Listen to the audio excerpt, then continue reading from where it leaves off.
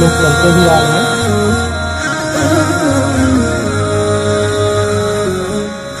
बिस्मिल्लाहिर्रहमानिर्रहीम। दोस्तों, हम जिस जगह पर खड़े हैं वो अहमदाबाद की वो पहली मस्जिद है जो तामीर की गई। इसका हिस्टोरिकल वैल्यू है। अहमदाबाद शहर की पहली मस्जिद, इसको पुरानी जामा मस्जिद कहते हैं। लेकिन मस्जिद की तारीख लाने से पहले मैं आपको एक पास की तरफ ले जाना चाहता हूँ। वो इतिहास ये है कि गुजरात में मुसलमान कैसे आए। अहमदाबाद की ज़मीन पर खुदा का पहला घर जो अहमद शाह बादशाह ने बसाया। लेकिन इसकी बात शुरू करने से पहले एक पूरे पास हिस्ट्री में जाते हैं। हिस्ट्री ये है कि गुजरात में मुसलमान कैसे आए। हिजरी सन 15 में सबसे पहले, यानी कि उस वक्त हजरत उमर फारूक रज़ियल्लाहु का दौर था। यानी कि आप सल्लल्लाहु अलैहि वसल्लम को इस दुनिया से जाने के 5 ही साल गुजरे थे कि हजरत उमर फारूक रज़ियल्लाहु के दौर में काफिला जो है वहाँ से बहरीन से चला और ताना में आया। उस जमाने में थाना को ताना कहते थे। अरबी किताबों में जो अभी थाने जो मुंबई के बाद थाने हम बोलते हैं, वो थाने को जो है ताना बोलते थे। वहाँ पर हकम बिन अबिल आस रज़ियल्लाहु अन्हु है, वो सबसे पहले इस काफिले को लेकर वहाँ पर ताना गया। उसके बाद दूसरा काफिला जो है उन्हीं के दौर में जो है आया, वो भरूच आया। भरूच को अरबी किताबों में बुरूज लिखा है। बुरूज मतलब टावर या तो स्टार, ऊंची जगह। और भरूच का जो किला है वो ऊंची जगह है, उसको बुरूज कहते थे। बाद में उसका नाम भरूच हो गया। वहां पर दूसरी बार काफिला। उसके बाद हजरत उमर फारूक रज़ियल्लाहु का ख्याल पलट गया और कोई लश्करी मतलब जो है जो काफिला जो है गुजरात में नहीं आया। लेकिन उसके बाद अरबी व्यापारी के काफिले जो है मुस्तकिल गुजरात की समंदर किनारों पर आते हैं। और खास करके वेरावल, भोगा, अंबार, मांगरोल, भरूच, थाना इन गुजरात का आने, और चैमूर, इसको चैम्बूर कहते हैं महाराष्ट्र में, बॉम्बे में है। यहाँ पर अरब व्यापारियों के काफिले मुस्तकिल आते हैं। यहाँ तक कि श्रीलंका तक जो है ये अरब व्यापारियों के काफिले आते रहे। और गुजरात के समंदर किनारे अरबों की बस्तियाँ बसी। किताबों में लिखा है कि करीबन कुछ बस्तियाँ 10,000 की तादाद रखती है। इस तरह गुजरात के मुस्लिम समंदर किनारों पे अरबों का आना शुरू हुआ। उसके बाद जमीनी के इसके जरिए जो है सन 713 में जो है चीन में मुसलमानों की पहली हुकूमत बनी। और वहाँ से करीब में काफ़ी मुसलमान जो है गुजरात में आना बसना शुरू हुए।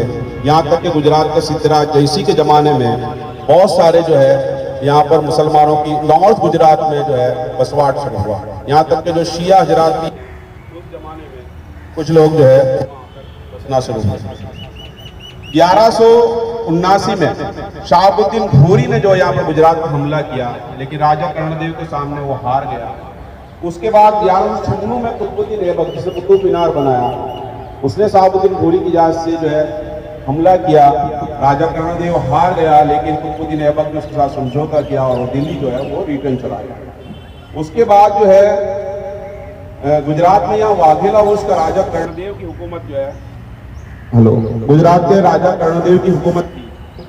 उसके हुकूमत में एक बनाव बना। उसका सेक्रेटरी था माधव। उसकी बीवी को जो है दिल्ली में गया और अलाउद्दीन खिलजी को कंप्लेन की कि आप जो है मुझे इंसाफ दिलाइए, गुजरात पर अटैक कीजिए। और अलाउद्दीन खिलजी जो है अपने सेनापति को जो है वहां पर उसे भेजता है, अपने भाई उलूग खान को, और फौज लेकर आता है। और मोड़ा जीत लिया जाता है, वहां से पाटन पर हमला होता है, पाटन को जीत जाता है, फतेह किया जाता है। उसके बाद जो है जो अलाउद्दीन खिलजी अपने साला जिसको मलिक संजर बोलते हैं, उसको अल्प खान का खिताब देकर गुजरात का सूबा बनाता है। इस तरह से गुजरात में मुल्तान सल्तनत की पहली हुकूमत पाटन में बनी। वहीं पर गुजरात की पहली मस्जिद, शाही मस्जिद यहाँ पर बनी। गुजरात की ऐसी पहली मस्जिद के बारे में कहा जाता है कि भरूच में जो ऊपर कोट में एक मस्जिद है, वो शायद भरूच की पहली मस्जिद हो सकती है। उसके बारे में कोई ठोस सबूत नहीं है, लेकिन ऐसा माना जाता है। इस तरह से 1298 से लेकर 1398 तक 100 साल तक दिल्ली में सल्तनत जो मुस्लिम हुकूमत थी, उसकी तरफ से कोई ना कोई सूबेदार गुजरात में अपॉइंट होता था। एक लंबी तारीख है, मैं उसमें नहीं जाना चाहता, लेकिन 1398 में एक वाकया बनता है। तैमूर लंग ने दिल्ली पर अटैक कर दिया और सल्तनत लड़खाने लगी, और उस वजह से जो है उस वक्त 1391 में जो है दिल्ली से सूबा यहाँ के जिम्मेदार थे, वो जफर खान को अपॉइंट किया गया था। जफर खान वो है जो अहमद शाह बादशाह के दादा, उनको यहाँ 1391 में सुबह अपॉइंट किया था। जब तैमूर लंग ने 1398 में अटैक किया दिल्ली में, तो इंडिया की बहुत सारी जो साउथ की हुकूमत है, गुजरात की हुकूमत, ये सब आजाद हुई।